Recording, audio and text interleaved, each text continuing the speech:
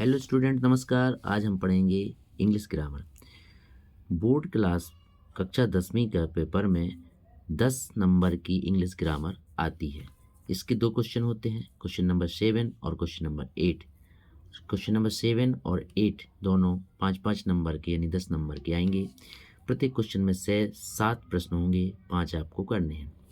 तो करते हैं पहला क्वेश्चन, देखते हैं fill in the blanks. We to serve our nation. यहाँ पर कहा गया है हमें अपने नेशन की, हमें अपने राष्ट्र की सेवा करनी चाहिए। तो यहाँ पर हमारी एक ड्यूटी बनती है, कर्तव्य बनता है। तो यहाँ पर शुड भी आया, मे भी आया, ought आया। तो यहाँ शुड का मतलब है हमें ड्यूटी करना चाहिए, हमें अपने देश की रक्षा करना चाहिए। ought का मतलब है हमें करना ही चाहिए। कहने का मतलब शुड एक साधारण से अपने कर्तव्य के लिए आता है, ought टू कंपलसरी हो जाए या कहीं कहीं पर बहुत ज़रूरी हमें ऐसा काम करना चाहिए तो वहाँ आता है। जैसे कि आपसे कहा जाए आपको रोज़ एक्सरसाइज करनी चाहिए तो शुड आएगा। आपसे कहा जाए आपको एक ज़रूरतमंद व्यक्ति को हेल्प करना चाहिए तो ought टू आएगा। आपको ट्रैफिक रूल का पालन करना चाहिए, ये शुड में आएगा। आप एक गरीब या एक कमज़ोर विकलांग एक व्यक्ति को रोड क्रॉस कराते हैं तो कराना चाहिए, ये थोड़ा जवाबदारी वाला काम है, इसलिए शुड ना करके ought टू आएगा। तो यहाँ पर we should to serve, we ought to serve our nation, यहाँ हम OUGHT ought भरेंगे। सेकेंड क्वेश्चन में देखो, आई कम इन द क्लासरूम। तो दोस्तों सभी बच्चे जब क्लास में आते हैं तो टीचर से कहते हैं मे आई कम इन सर। तो यहाँ पर मे भर देंगे, यही मे आई कम इन सर वाला सेंटेंस है जो आप डेली बोलते हो। Third question, they football in the evening, plays play playing. तो यहाँ पे आएगा बच्चों प्लेज नहीं आएगा क्योंकि यहाँ पर ये थर्ड पर्सन प्लूरल है, और प्लेइंग नहीं आएगा क्योंकि यहाँ पर एक्शन वर्ड नहीं, क्योंकि यहाँ जो helping verb is am are नहीं है। तो इस प्रकार से PLAY प्ले आएगा, दे प्ले फुटबॉल, क्योंकि यह प्लूरल है, यह हमारा सब्जेक्ट प्लूरल है और एक्शन वर्ड भी प्लूरल है। तो प्लूरल के साथ प्लूरल एक्शन वर्ड यहाँ आएगा play. I have been here Monday. तो यहाँ पर आएगा आई हैव बीन। यह सेंटेंस देखा जाए हैव बीन हमारा परफेक्ट कंटिन्यूस में आता है, perfect continuous since of for आता है। तो यहाँ पे हम सिंस ऑफ फॉर में से कुछ एक लगाएंगे, लेकिन क्या लगाएंगे, मंडे हमारा एक पर्टिकुलर यानी कि पॉइंट ऑफ टाइम है, इसलिए सिंस का यूज़ करेंगे। मंडे हमारा point of time, Sunday Monday Tuesday Wednesday सब में सिंस लगेगा, इवनिंग मॉर्निंग आफ्टरनून में सब में इवनिंग ही यूज़ आएगा। तो इस प्रकार से हमें ध्यान रखना है, सिंस आएगा। Question number 5, I am not afraid death. तो ऑफ डेथ, हमें डेथ का डर नहीं लगता है, तो यहाँ ऑफ आएगा, ये वाला ऑफ आएगा। लुक यू लीव, यह एक मुहावरा है, इसे याद करिए। लुक बिफोर यू लीव, यहाँ बिफोर यूज आएगा, बिफोर का ही उपयोग करेंगे। लुक बिफोर यू लीव, इसका मतलब है काम करने के पहले सोच समझ लें, सोच समझ के ही कार्य करना चाहिए। यह एक प्रकार का मुहावरा है, इसे ऐसा ही याद करना है। He has 1 rupees note. तो यहाँ वन का हम उच्चारण करेंगे ONE, वन। यहाँ पर वन में वा आ रहा है, इसलिए हम AN में से यूज़ करेंगे ए।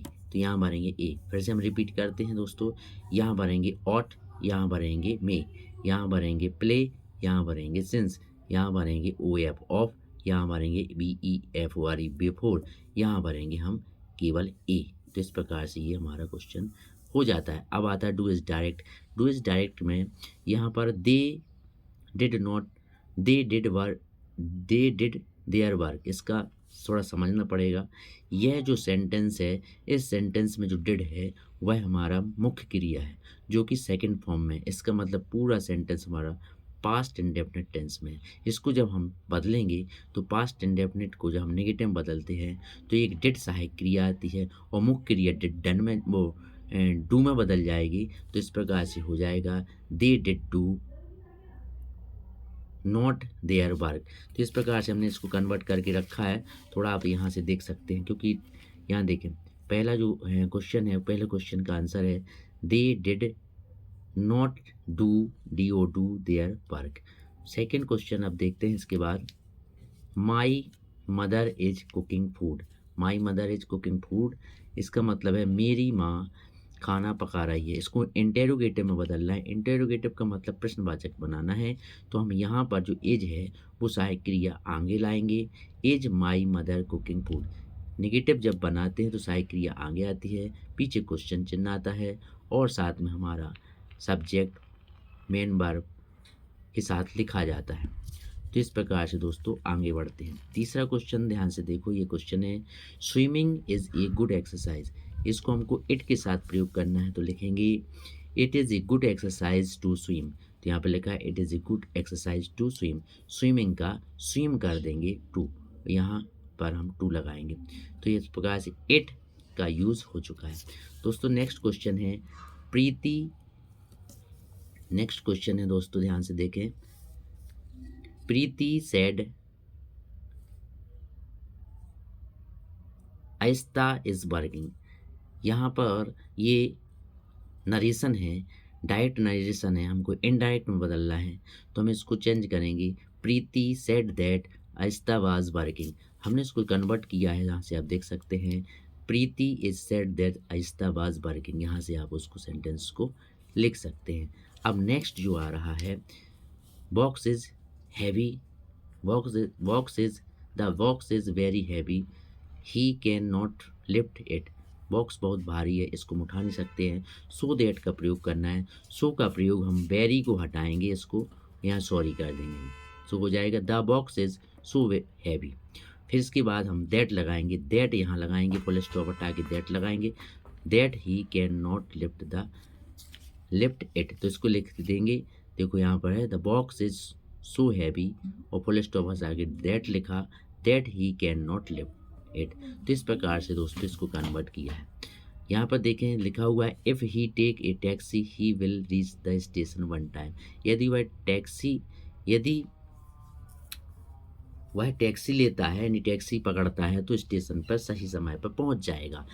अब अनलेस लगाना है, तो अनलेस का मतलब होता है यदि नहीं, तो यहाँ लिखेंगे unless he take a taxi he will not reach the station. यहाँ पर हम विल के साथ नॉट लगा देंगे और एफ को हटा के अनलेस कर देंगे। तो इसको मैंने कन्वर्ट किया है, इसको यहाँ से देख सकते हैं unless he take a taxi he will not reach a station. तो दोस्तों इस तरीके से इसको कन्वर्ट किया जा सका है। तो यहाँ पर देखें इन दोनों क्वेश्चनों को यहाँ पर दिखाया जा सकता है गौर से। ये रहा अपना ये वाला सेंटेंस और इसको कन्वर्ट किया है यहाँ पर।